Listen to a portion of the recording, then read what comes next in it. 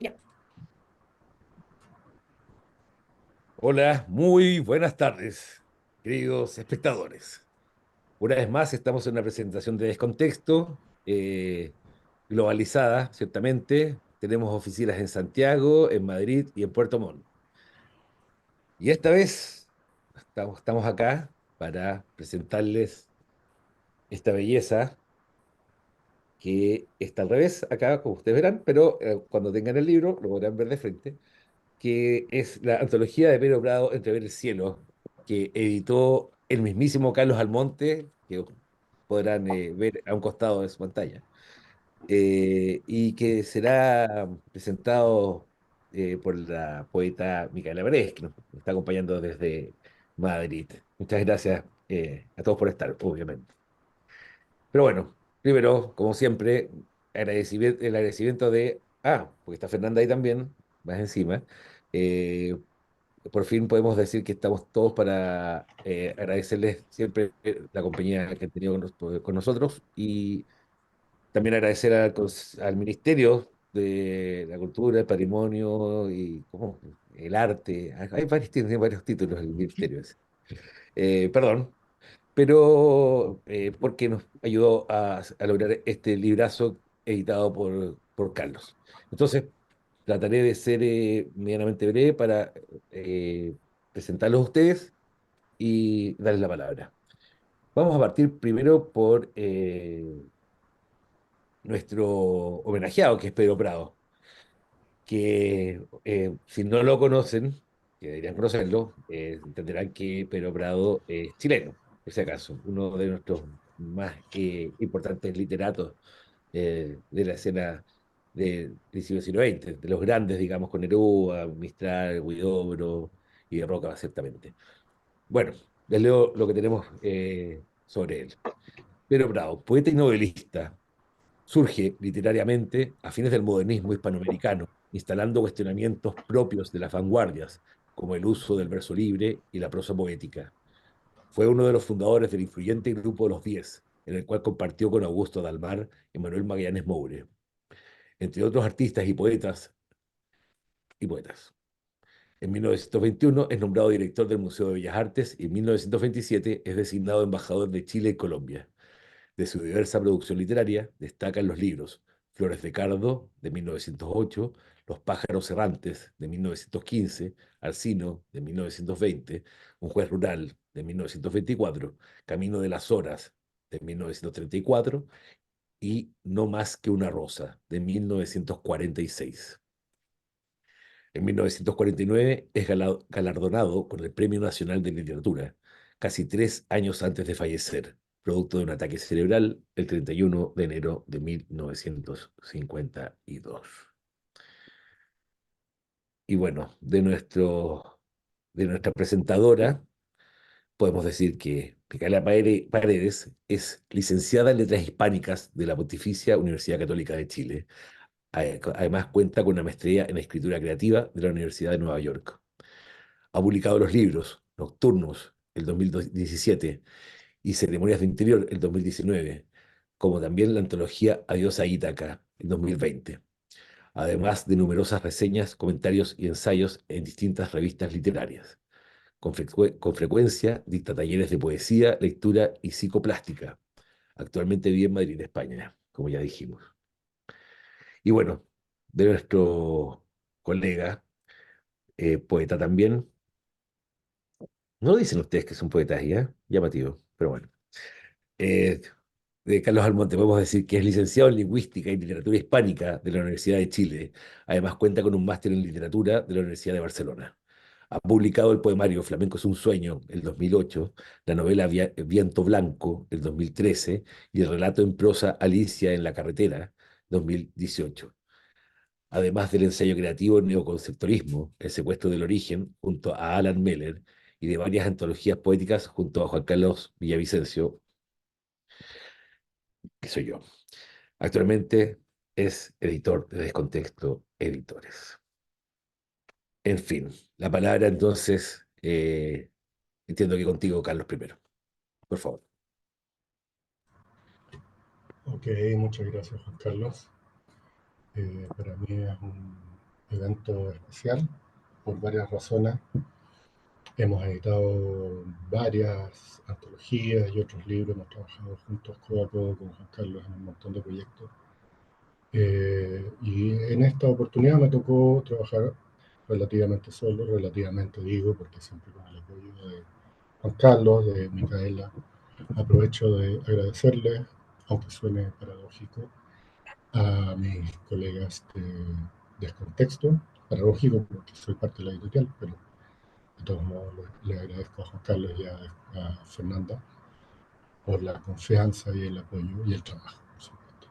Y también a Micaela Paredes, amiga y compañera de labores de algunas jornadas en la Universidad Católica, y que tuvo a bien honrarnos con un maravilloso programa. Ya hablará de eso después, Micaela.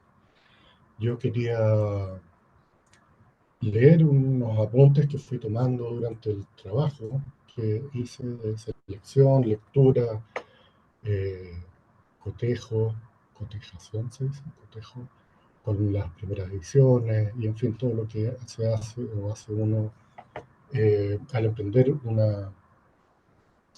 una misión de este calibre.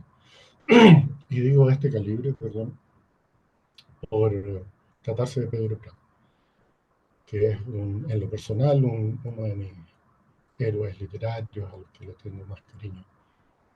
Y bueno, voy a leer este texto. Se llama Pedro Prado, Cuarto Pilar, y se llama Cuarto Pilar haciendo una referencia directa al texto de 1963 de Alone, Hernán Díaz Arrieta, crítico chileno, que tituló su libro ensayo Los Cuatro Grandes de la Literatura Chilena, en donde ubica a Pedro Prado junto a Gabriela Mistral, Vicente Huidobro y Pablo Neruda. Por eso Cuarto Pilar. Voy a repetir un par de datos que ya se dijeron en la reseña, en la solapa, pero parece que está bien. Pedro Prado nació en octubre de 1886 en Santiago, falleció en Viña del Mar en 1952. Fue hijo de Laura Calvo Maquena, hermana de Luis, el famoso médico, y de Absalón Prado, médico y agricultor de profesiones.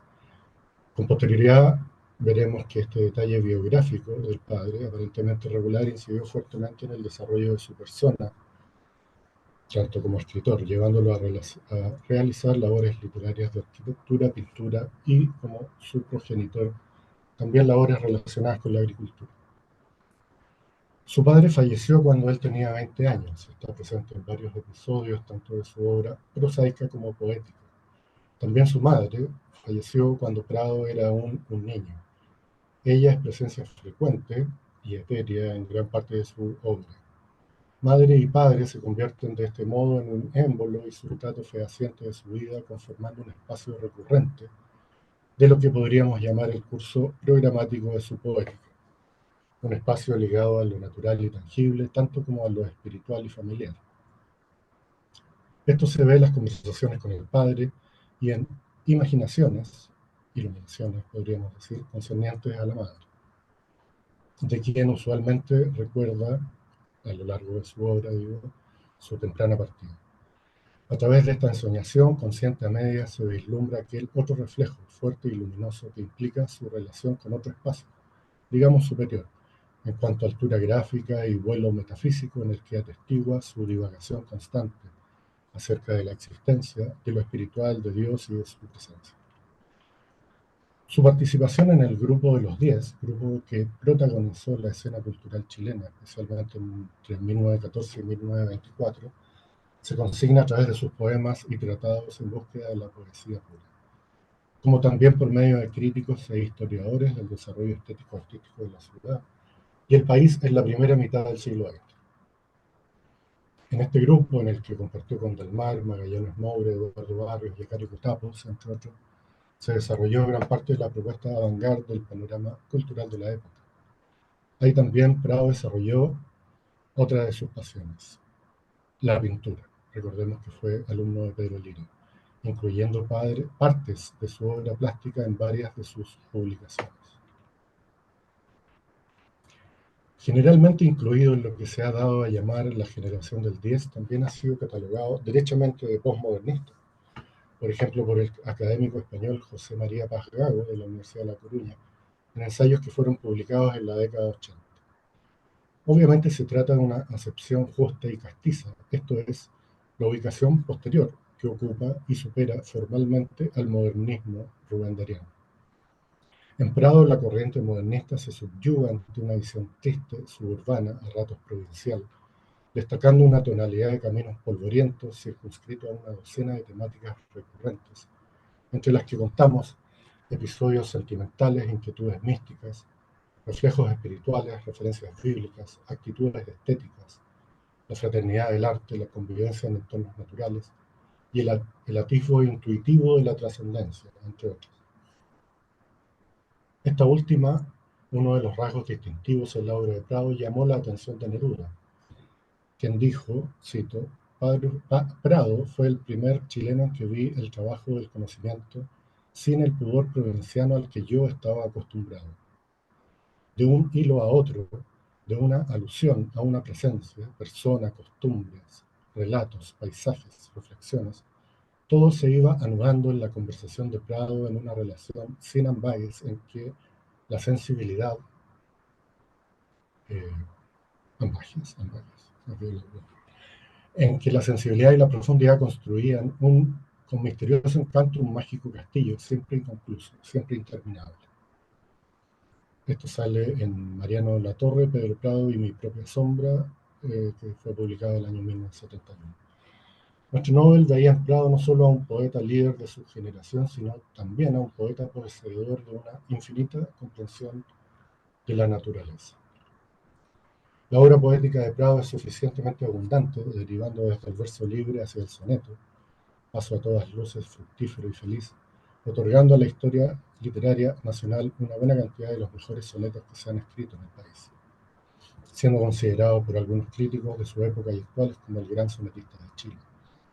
Prado usa el verso libre cuando nadie más, siendo también por esta razón un vanguardista.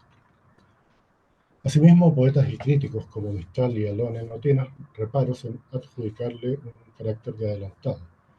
En palabras de Mistral, Flores de Cardo está compuesto en verso libre allá por los tiempos en que no granaban todavía los trigos de las emancipaciones.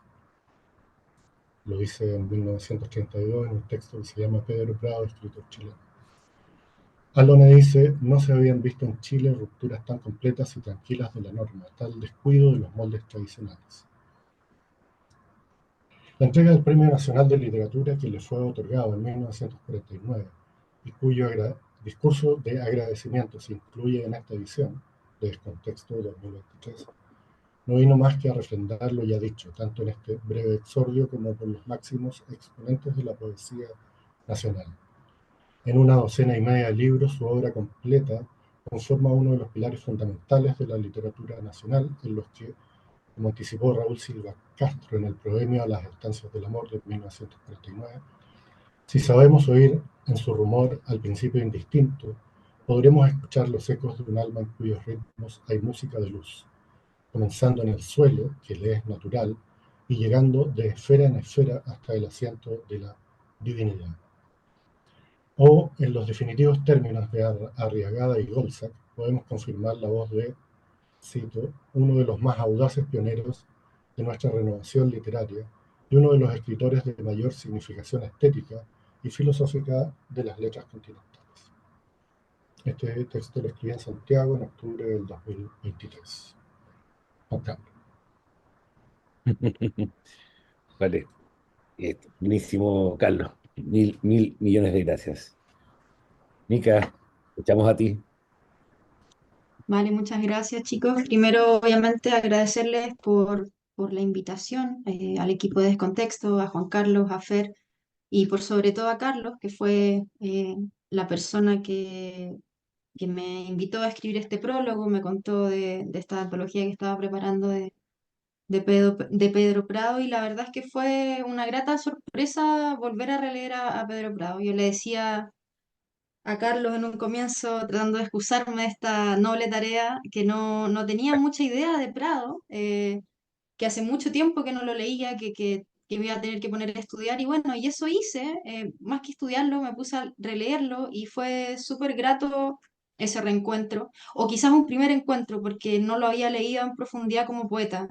Había tenido ahí cierta conexión con él, sobre todo con Alcino en la universidad, que fue un texto que me maravilló, me fascinó, pero no lo había leído a fondo. Y es interesante, como dice ahora Carlos, que en su momento se lo nombró como el cuarto pilar de la poesía chilena, y creo que eso, con el transcurso del tiempo, de las décadas, de la nueva poesía que empezó a hacerse, se fue perdiendo, quizás injustamente, y me parece súper valioso que estén como editorial rescatando la figura de Pedro Prado, que quizás para el mundo literario chileno es conocido, pero cuando abrimos la panorámica hacia otro lugar, Latinoamérica, no es uno de los nombres que suena como si los otros tres pilares que mencionaba Carlos, ¿no?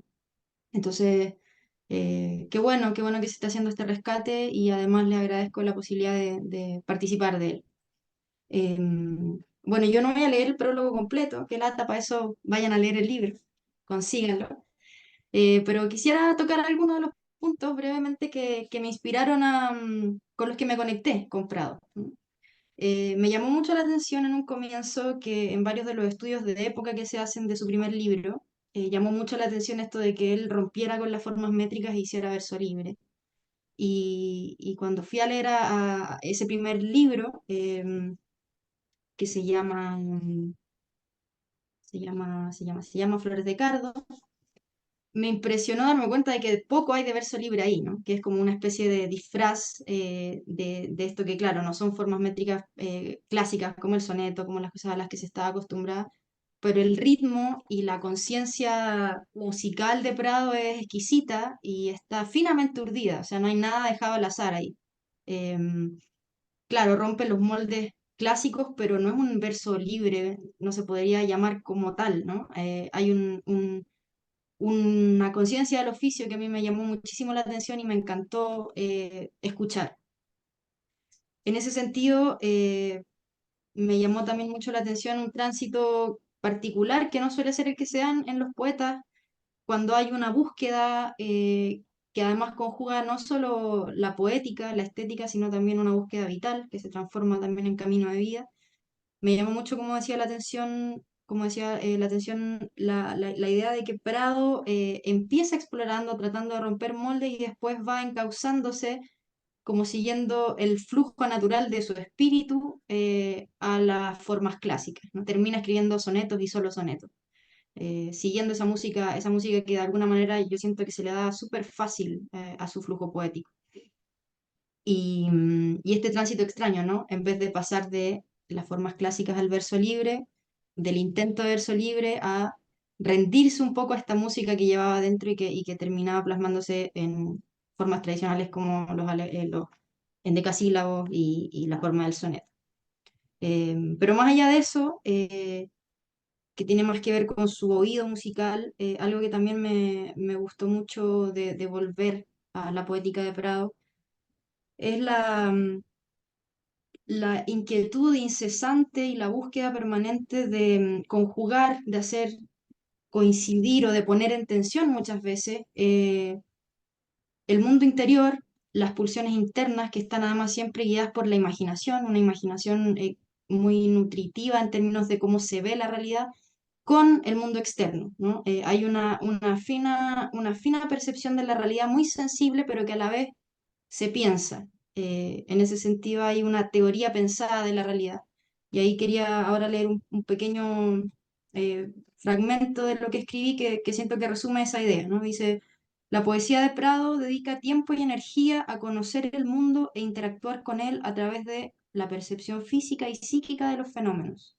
Esto, que puede parecer obvio, en Prado alcanza un grado de sutileza y reflexión que va construyendo orgánicamente una teoría sentida de la realidad, en que el mundo interno y el externo se tocan, dialogan y se transforman mutuamente. Cito, como si el mundo se excediera al hacérseme sensible. Eso me encanta, ¿no? Este mundo que es tan, que se le viene encima a través de los sentidos y se le excede, ¿no? Esta intimidad, esta íntima comunión entre sentidos, psiquis y mundo se da a través de la imaginación, entendida en términos amplios como la capacidad o tendencia natural, inevitable en Prado, del ser humano de crear imágenes, ¿no? O de hacer alma, en términos de un psicólogo que se llama James Hillman, que habla de esta posibilidad que tenemos a través de la imaginación de convertir las experiencias, las imágenes internas y externas en experiencias, ¿no? Darles un sentido articulado a través de la imaginación.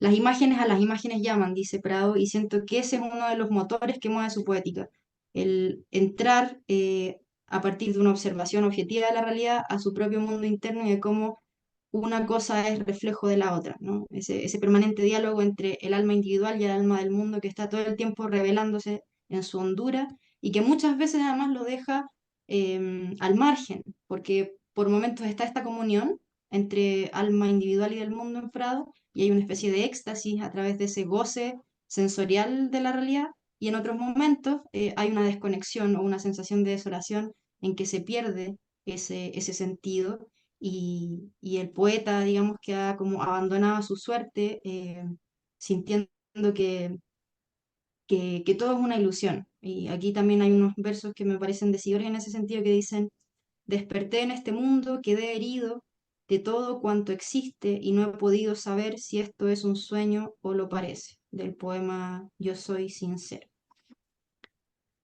Em, Bueno, yo creo que eso, poco más me gustaría agregar, además de recalcar esta idea de que para Prado la visión estética del mundo, poética, está íntimamente ligada con una ética, en el sentido profundo de la palabra, de una manera de estar y de ser en el mundo y de transmitir esa sensibilidad y hacerla un saber colectivo, comunitario. Eso creo que también era súper importante para él como creador total, en que la curiosidad por distintas disciplinas, la arquitectura, la pintura, el dibujo y la poesía, estaban súper ligados también con la otra arte importante y fundamental para él, que era la amistad, ¿no? La amistad con otros poetas, con otros seres humanos, con los que hacía colectivos y que terminó, por ejemplo, ahí siendo uno de los fundadores del Grupo Los Días, que fue un hito importante en la cultura chilena de ese tiempo. Así que eso. Gracias, Pedro Prado. Gracias a ti, pues, Micaela. Buenísimo también.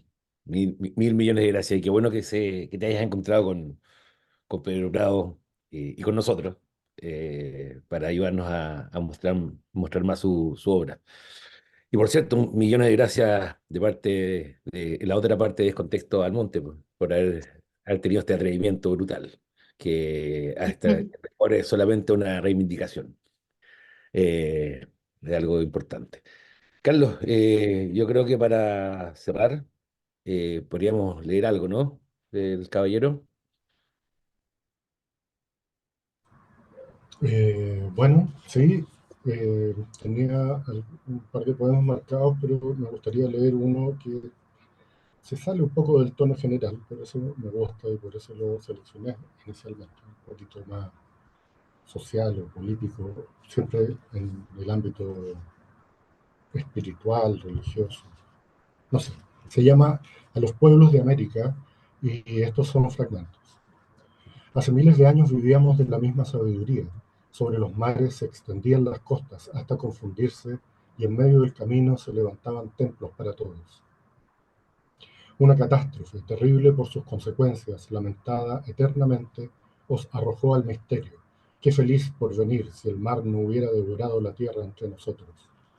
La tradición de verdad y justicia hubiera dominado en la tierra y los pueblos materialistas de la Europa habrían sido ciegos mercaderes en el bosque de la meditación.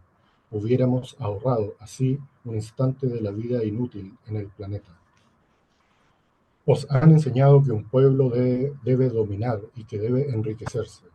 Los hombres de ciencia predican políticas maliciosas y vanas, mientras los hombres de la fe ahogan la palabra de la seta de Galilea con teologías complicadas y estériles. La prosperidad, como la embriaguez, perturba el juicio. Educad a vuestros hijos en el amor, en la generosidad y en la misericordia, y que no os turbe el ejemplo de los éxitos perniciosos de los estadistas ingleses y de los conquistadores. La bondad ha de gobernar, y el día que gobierne, gobernará mejor que la política. Hombres sinceros de América, estudiad la doctrina de Gautama y comparadla con vuestros evangelios. Mirad que estáis más cerca de nosotros de lo que suponéis y que juntos podemos ir a la salvación. Desde hace siglos, en la cumbre pacífica, el iluminado de Benarés y el asceta de Galilea contemplan cómo sus fieles, que tan distantes se sueñan, van uno al lado de los otros, separados apenas por un estrecho muro. Tened fe que algún día sonarán en el mundo las trompetas del regocijo. Mm, bueno, buenísimo. ¿Más? ¿No? ¿Algo? ¿Mica? ¿Uno? Vale, puedo leer unos fragmentos de uno de los poemas del primer libro que cito además en el prólogo, así que voy a hacer ahora una selección espontánea de versos. El poema se llama La casa. Yo veía las alas del gran techo como dos brazos abiertos sobre la casa. Las imágenes a las imágenes llaman, y a las ideas, las imágenes vagas. Y la vida exterior por esa causa toma una expresión o bien un alma que acaso no posea, que acaso solo deba a lo que nos sobra de ella. Aquella mañana yo veía las alas del gran techo como dos brazos abiertos sobre la casa, brazos amorosos que persuadir parecen y retienen. Es el poder de todo antiguo lazo. Ante la idea viril de un desamparo se prefiere la caricia del halago. Mirando el gran techo que cargaba contra las paredes bajas, mirando aquellos brazos que toda la casa cobijaban, pensé en los brazos de los hombres que aquellos otros brazos levantaran. Bueno, el poema continúa, pero creo que con eso basta. Bueno, está bien. Y eso, que quede el misterio para que la gente se acerque al Vaya a libro. leerlo, Eso, vaya a leerlo. Vaya a comprarlo, digámoslo, carajo. digámoslo. Pero bueno, ¿qué puedo decir? Micaela, pero millones y millones de gracias otra vez. Gracias. Gracias a En serio. ustedes. Gracias, Gracias, Micaela. Carlos, también. Sí, igual, gracias Fer también por la logística y al monte, Carlos. Muchas gracias por esta edición y por la compañía siempre en el camino de que estamos todos avanzando. Millones de gracias y muchas gracias a todos por escucharnos. Para la Besitos. próxima, Gracias. Chao. el Chao, contexto. chao. Chao, chao. Mm.